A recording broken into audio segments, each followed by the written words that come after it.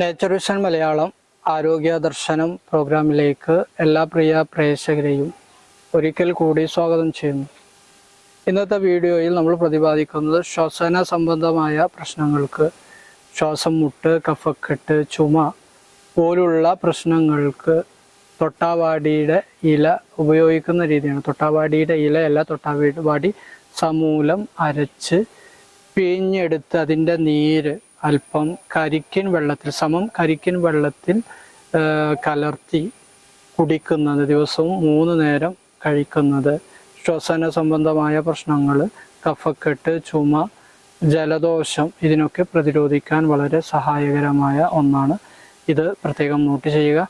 ഇൻഷാ അല്ലാഹ് മറ്റൊരു വീഡിയോയിൽ നമുക്ക് വീണ്ടും കാണാം. നിങ്ങൾക്കുണ്ടാകുന്ന ആരോഗ്യപരമായ സംശയങ്ങൾ, ആവശ്യമായി വരുന്ന പ്രത്യേക കൺസൾട്ടേഷൻ ഇതിനെല്ലാം ഞങ്ങളുടെ വാട്സാപ്പ് നമ്പറിൽ ബന്ധപ്പെടാവുന്നതാണ്. Okay, by.